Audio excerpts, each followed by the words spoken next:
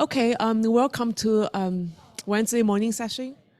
So our first speaker is Tom Curtis from Newcastle. Okay, is this microphone working? Good, thank you very much. Let's just get the timer started. So I'm going to give a slightly sort of opinionated talk, and thanks, by the way, for coming, because I realised I was not in the programme. And when you've heard this talk, maybe you'll realise why I wasn't in the programme as well.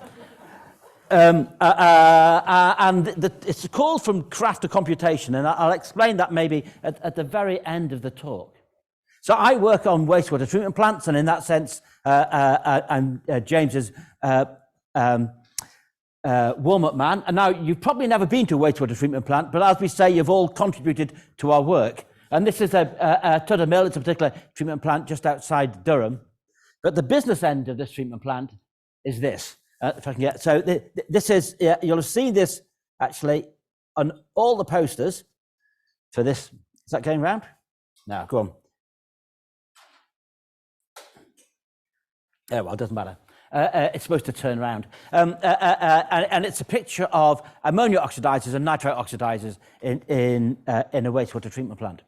And of course, I think wastewater treatment plant are extremely important. For example, these guys here use about 2% of the electricity in the country, and they produce more greenhouse gas than anything else in a wastewater treatment plant. So understanding them is, of course, very important. Also, wastewater treatment plants are very important to us, literally a sustainable society, whether that means you can drink the water or swim in it, to a circular economy, to our health and well-being, and increasingly to our ability to manage water resources in a changing climate.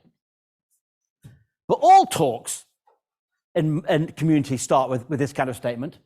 I think sewage works are really important, okay? And you may think, no, the global limits on chemicals, they're really important. And somebody will say, no, bacterial infections, they're really important. And then you say, the next thing you say in the talk is, well, that means I'm now going to study, I'm going to sequence this genome, or I'm going to do this little model, or I'm going to create this artificial community. I'm doing all these things because microbial communities are really important. What nobody has said is, how do we go from that scientific understanding to actually doing something important? I think it's a key intellectual question for science generally, and of course for people in microbial communities in particular. And there's a phrase coined by Rich Jones. Rich Jones is a physicist formerly of this parish, and now then in Sheffield, now in Manchester. And he was very interested in development of nanotechnology. And you may recall about 15 years ago, everybody was opening nanotechnology centers and they were going to solve all our problems. And he coined this expression, which I really rather like. He called it the economy of promises. So we've got to be really careful because we are obviously working in the economy of promises.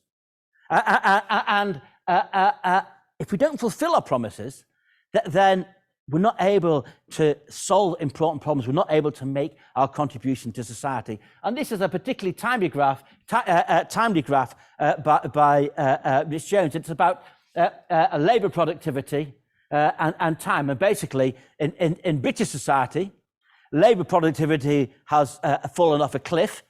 Now, obviously, that's since some election that happened in 2008. But I think we have to also think about scientific productivity. We've all stood up here, we've all said we think antibiotic resistance is important, or that this particular disease is important, or in my case, that sewage works are important.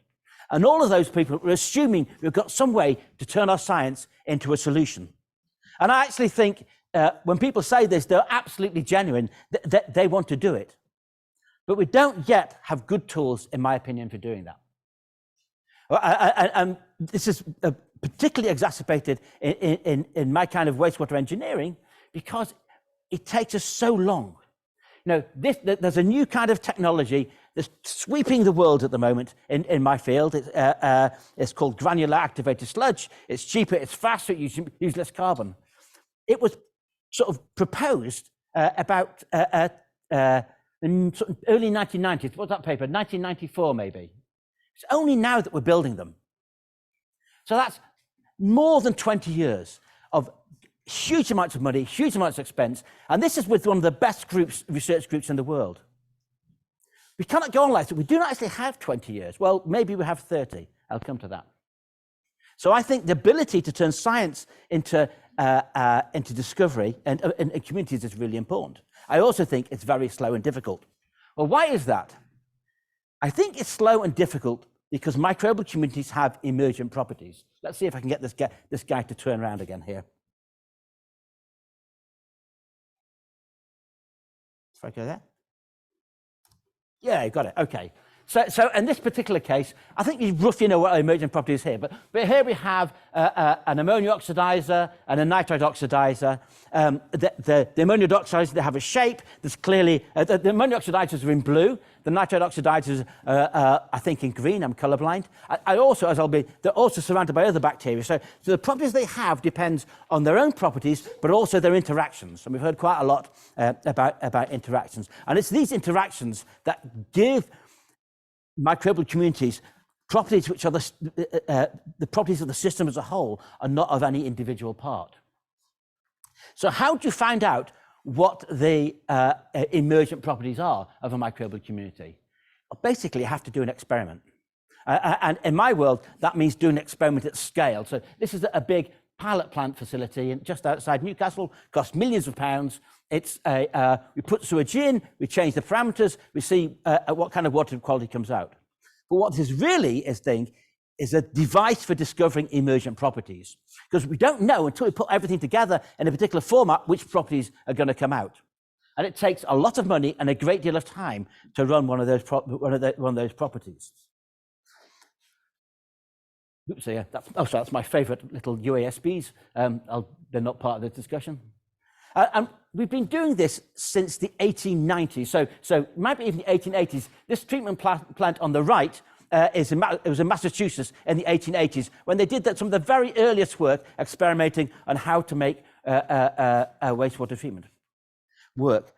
So here we are in 2020, and we're still using essentially the same technique as we did in the 1880s to find out if something works or not. Of course, you know a lot more about what's going on in the treatment plant, but it's difficult to turn that knowledge into actually action. So I think it's emergence is why it's very difficult to turn knowledge into technology. So it's, as I say, it's why pilot plants work and sequence does not. And if you're not interested in sewage works, you might be interested in the human microbiome. You'll know that if you want to do anything, you're going to have to do a mouse test or a human trial. It's the same problem. And mice are probably cheaper than sewage works, but we don't like killing them. And humans are definitely extremely expensive. So how can we solve this problem? Well, it's not a new problem. And in fact, in many areas of industry, they've solved this problem already. So this is a BMW, and BMW's new, probably cost £80,000-90,000 to buy the car. To do the test like this, in 1997, we said it cost $250,000 to do this test. And every car that's built has to go through these tests. But BMW don't go smashing up cars every week. Not only because it takes $250,000, it takes 6 or 7 months to process the whole thing. They do their crash tests in computers. So this is quite old data because we don't actually know what the figures are for BMW these days. But there's a very interesting study from the Harvard Business School showing that the ability of certain companies to innovate faster was because they're able to go through many, many innovation cycles in a computer. So that's why your cars are getting cheaper and faster, and your sewage works are getting slower. That's why it's easier to develop a new iPhone than it is to develop a new treatment for Crohn's disease. So I think one possible solution to this, in fact, I think the only solution I can think of is some kind of multi-scale modeling of microbial communities. Now, I'm not dismissing the use of very simple, abstract, capture-all models as well. They have their place. But if you want to know if a particular tweak of a treatment plant or a particular variation in a health treatment is going to work, you're probably going to need something like this. And what basically is, we have to find a way of going from what we know at the genome scale to what we know at the level of the cells. We need capturing that in, as I'll be explaining, in models, which we then have to upscale somehow, combined with hydrodynamics to actually get a treatment plant at the end of the day. And key to this kind of approach is individual-based modeling. So individual-based models have been around since at least the game of life, and have become gradually more and more sophisticated within the microbial world. I'm paying particular tribute here to Jan Kraft, who is, I think, a real founding father of this. And now that actually there are dozens, if not hundreds, of different individual-based models. But a model you want to use in design is not the same as a model you might want to use in a research project. It's got to have a certain sort of minimum level of credibility. And we've worked to try and develop sort of a more credible model. And we've put together a model which we think has good physics, has good chemistry, and has tolerable biology. And we happen to call it NewFab. And it has different submodels I'm not going to go into here. But the key things is that the physics, the biology, and the chemistry are all combined. And certainly in many biological systems, you can keep the biology quite simple if your physics and your chemistry are credible. And certainly it's quite difficult to come to many solutions if your physics and your biology are not credible. Just for example, if the pH is wrong, or you don't know what the pH is in a system, then you're going to have trouble predicting the rates of biological reactions. Now, if you don't understand how much you're losing through detachment, you might not understand how a biofilm works. I want really to talk through some of this work, but also some of the problems with this work. In our anaerobic systems like this is quite nice work. Oops, so I'm not getting the animations working today. Let's see. Oh dear. Okay, so okay, now we can see the microbes growing in the system. What's important in this is we're watching the microbes grow, we're watching the pH change, we've got the carbon dioxide change, we're watching the methane come off, and as the pH changes, the thermodynamics of growth changes, and the balance between the acetogenic and the methanogenic acetogens is working quite well. So we can sort of get nice in principle levels. But we then have to calibrate them. This has been much more of a headache. Not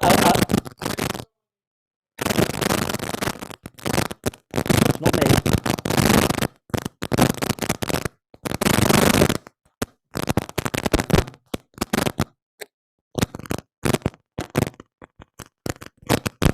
All right. Okay. Anyway, I'll just shout over the crackling. So we need to have better ways to predict metabolism. At present, we've done it in this model by just using simple thermodynamics and relating that to yield and then to growth rate. At least in principle, it should be possible to do it by looking at genomes. It's also, I think, we've done experiments. We're able to look at the variation in growth rates in species in a system. How we've done that is for another talk. What would be really nice is if we could actually go from the genome to some kind of a credible FBA, and I really enjoyed the very critical talk we had about FBA, then to actually trace, but we're not there yet. But I think it's possible. It's the things that people are working at. Physics is also very important. Let's see if this works. So in this case, this is a 3D model showing the shear forces on a bit of biofilm as it grows, and we have a tolerable understanding of the forces at play on the biofilm. So this is good, but the way we express this is, we're able to use Newton's laws and Maxwell and Kelvin dashpots to model the process. But we're not there yet because what we also know is, see if this will work. Okay,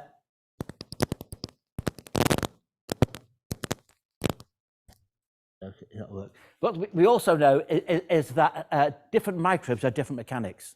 So most of the things we know about the mechanics of bacteria is by studying something like Pseudomonas or E. coli or Bacillus subtilis, something that will grow in the lab quite easily. But when we kind of get the kind of bacteria that grow in active legislation plants, we can see they have quite different mechanics. And we don't know why, and we don't know what to do about it. So we do need to have better ways to predict mechanics. It might be possible, perhaps, with some kind of machine learning approach where we have lots and lots of data on mechanics and try and make some fix that way. Otherwise, we're going to have to get down to the nitty gritty of the chemistry of the glycoproteins and so on to see how it really works. Another issue is scale. And actually, I think this is an issue that I'm pretty confident we've either solved or we've nearly solved. And certainly, in terms of computing power, most individual-based models take place at the sort of like the MATLAB sort of benchtop scale. To start to do the kind of simulations we're talking about, you obviously need larger and larger computers. But if you have the biggest computers in the world, we're never going to be able to model more than maybe 10 to 9, 10 to 10 bacteria at any one time. And clearly, that's nothing like enough for a whole system. So this is this is one of the biggest simulations we've done, and it's a whole millimeter by a millimeter, and it's not that many micrometers thick. So it's no matter how good we get with computers, then the computers will never be big enough for the microbial world.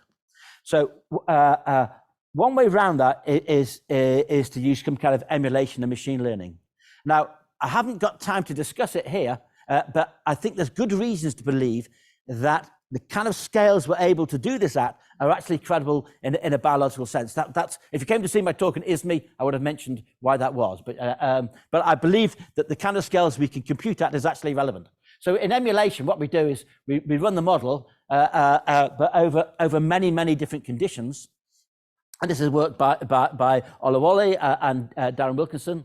And then by running the model many times, you're eventually able to build up a picture of the behavior of the system over the range of conditions in which you're interested in. And on that basis, you're then able to actually develop, in this case, a Gaussian process emulator.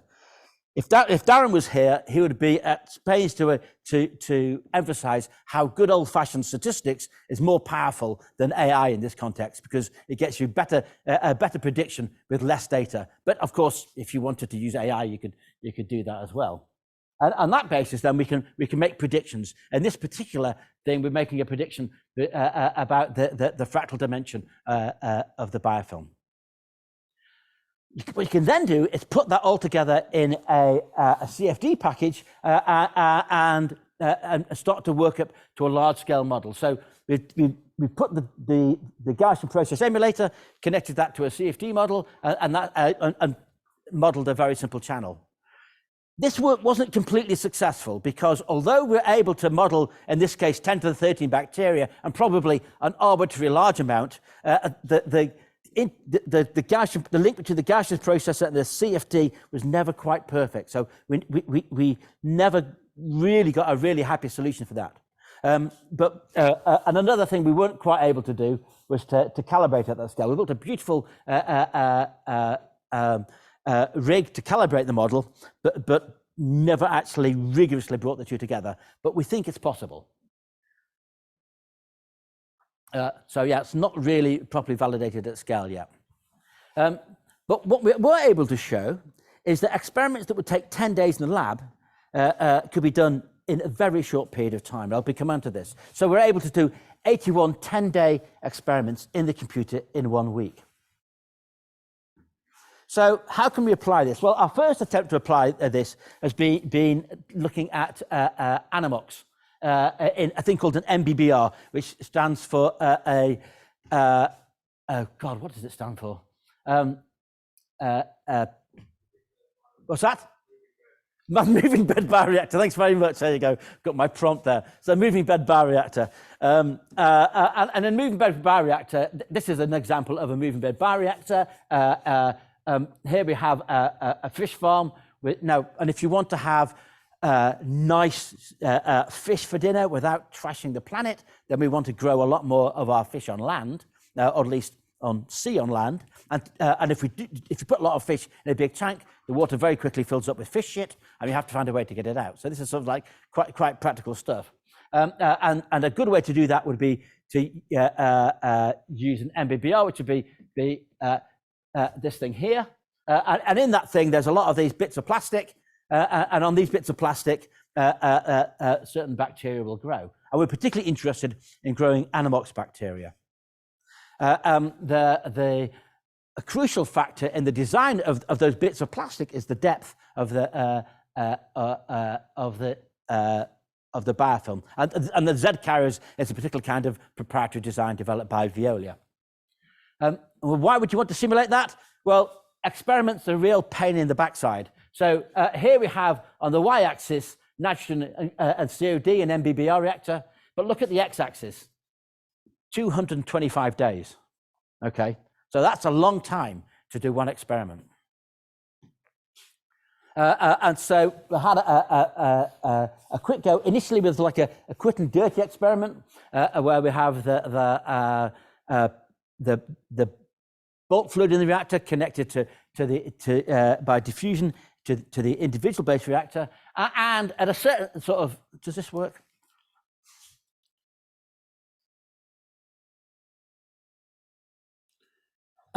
And we're able to run this under high oxygen and low oxygen conditions, and I like this. Looks good. We're getting a nice picture, and certainly we're doing perhaps a year's worth of growth in a few hours, and that allows us to run it under, in this case, so this is the low oxygen, wasn't it? And then we can run it again. Oh, there you go. This is a high oxygen run, and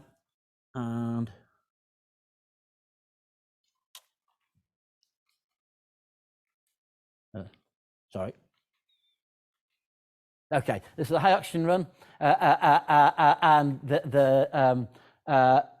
what we're interested in is whether the little blue Anammox fellas come up, and under high oxygen concentrations, they come up sort of rather later in the day. And again, in this case, we're doing 14 weeks of simulation in 2.4 hours. So this looks quite nice. So we're able to compare the effect of the biofilm height and the growth of different bacteria over time. But actually, it's not as good as it looks. For a kickoff, in these simulations, because it was just to get the show on the road, we used much bigger bacteria than are really there. So we haven't got anything like a realistic number of bacteria in the simulation. And also, we know from talking to people who've done real experiments that having one species of AOB is no good, because what happened in real systems is that they were selecting for low DO ammonia oxidizers, which then grew up and gave us a completely different result to what we observed. And being frank, when we tried to do more realistic simulations, it didn't quite work either. There are various problems. So if the domain was quite small relative to the size, and what would happen then was that some starting species would stochastically go extinct. When we ran the simulations for a very long time, certain bacteria could sometimes get pushed out, and we also had problems sometimes with trying to make the domain larger. That the algorithms in the code found this too challenging. And I say all this because I think it's quite, I think, important to be frank about what works and what doesn't work. But I think the real reason was that we didn't really put enough money and effort we put enough effort, we didn't put enough money into that we were trying to, I think, to do something on the cheap, which required a little bit more time and money than we actually had. So this was a 6-month study, which didn't really pan out. So can we design MBBR media in this way? Well, right around that might be no. But a better answer might be not yet. There are problems, but they're not insoluble. And I think we'll go back, we'll ask politely, and we'll get more money, and we'll have another go. We'll need, I think, better simulations. So we need better algorithms for the mechanics, so we can do larger runs. We need better biology. So probably it would be important to put in more species. And we don't want to put in any more complexity than we need, but probably more migration. And we also want very rigorous validation. And I think a really good application for this would be nitrous oxide emissions in plants. So the water industry is realizing that they're pouring out quite a lot of greenhouse gas, and they need to find things to do it. And they want to do it by 2030, which is 8 years away. And they're never going to do that with pilot plant work. They're going to have to do something like simulation, and we're hopeful they'll support us in that. There you go, now it's turning. And most of the nitrous oxide emissions, as it happens, come from these fellas that I've been showing you all day. And interestingly, so if I go back here, Ben, who's in the audience, did some very nice work with this, where he got these ammonia oxidizers here, and he sorted them out using a flow cytometer, and then sequenced them individually. And he was able to show that the individual ammonia oxidizers are clonal. But very often he co-purified denitrifiers, which actually consume nitrous oxide. And so if we could actually, for example, engineer this relationship between the nitrous oxide consumers and the ammonia oxidizers, we could probably have a cheap biological fix for what's quite a big problem. Okay. And in the water industry, they pour a lot of concrete. Concrete is supposed to last 50 years. They also use a lot of bacteria. We could change the bacteria in 50 days if we knew what to do.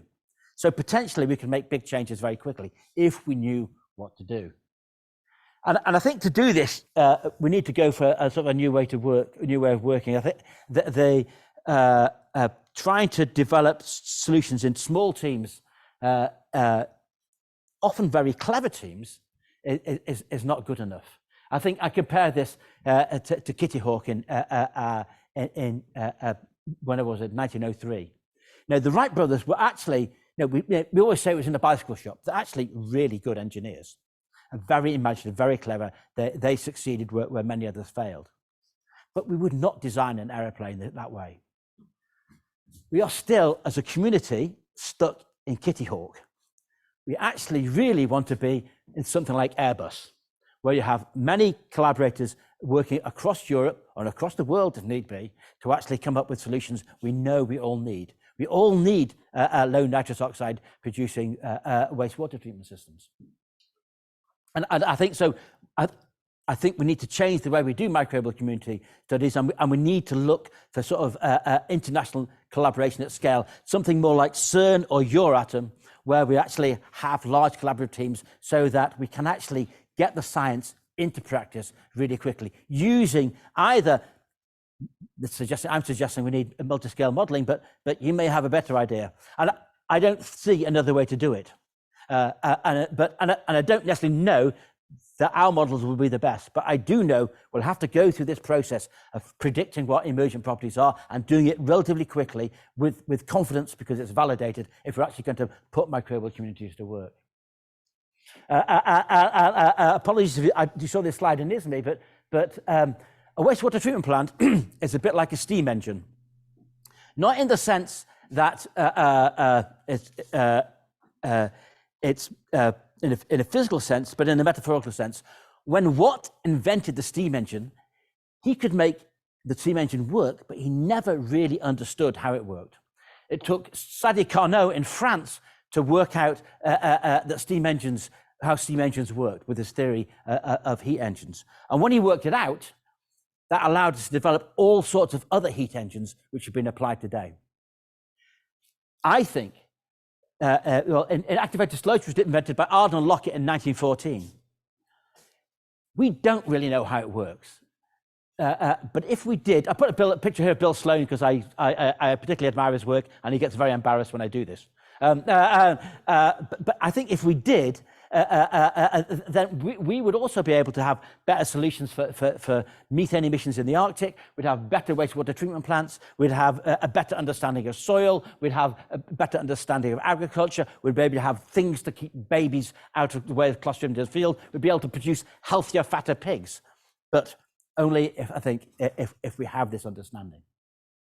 The most important thing, and I've finished every slide with this when talking about simulation, is that going things through simulation is 100 or 1,000 times more efficient, because it saves somewhere between it's either 100 times less time or even 1,000 times less time, depending on how you think about it. But that also translates into 100 times less money, or even 1,000 times less money. I finish every talk with this slide these days, and you ought to think about that. I am 61.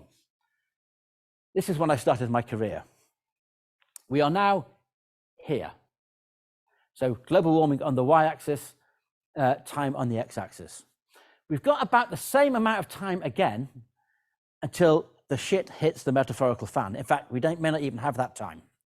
And if you measure time in EPSRC research grants, 30 years, or maybe 28 years now, is only 10 grants back to back. So that's no time at all. If we could accelerate the rate we innovate, then that's going to be more like 100 or 1,000 or even 10,000 EPSRC grants. And I can't see any other way of accelerating our innovation of the development of microbial communities. With that, I want to thank all the people I've worked with, and this stuff goes best when it goes in a big team. If you want to have a look at the software, it's there, and that's my email address. Thank you very much.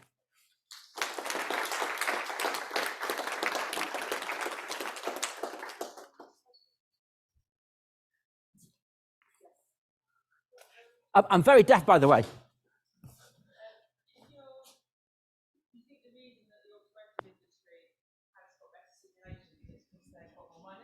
Or it's an easier problem? Okay, thank you. Thank you. Is this? I am really deaf. You're going to have to say that Can again. You hear this now? Repeat, please. I'm just saying that. Do you think the automotive industry has managed to? Did you unmute? Could you please unmute? It was something about money. Yeah, I was saying, is it because they've got more money, or it's an easier problem to solve? A problem of money, or what was the other problem? Problem of what?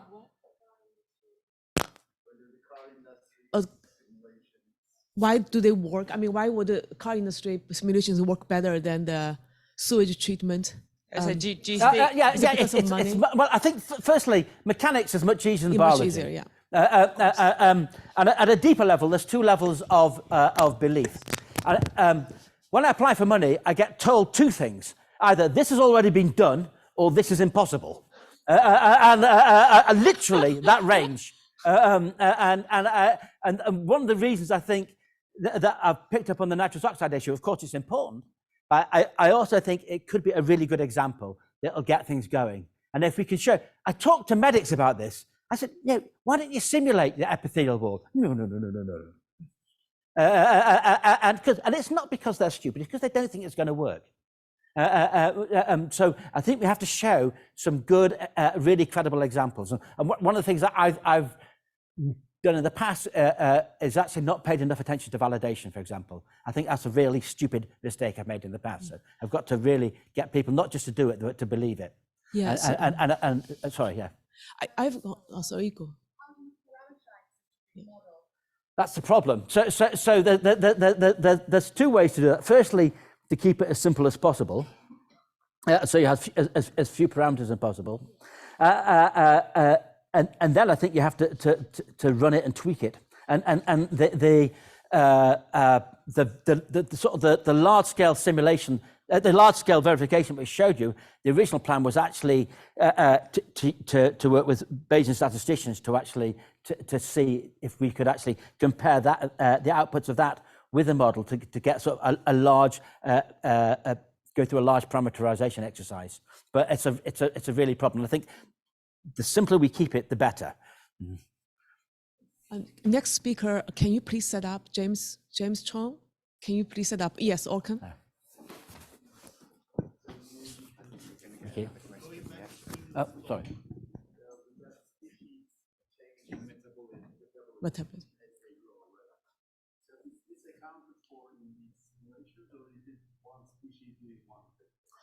So Orkan asking whether you have in your system that the species can the species switch the metabolism like Sunil's talk, or one species does no, one but thing. there's no reason. Well, ours is the metabolomes in the models I've shown you are just based on thermodynamics. So very, very simple thermodynamics. So in that sense, they change, but there's no reason in principle why it can't be switched. And the emulation strategy, which we used for upscaling, could also be used for metabolic models. So you could get a metabolic model, you could emulate it, and that would be a more computationally efficient way to do it.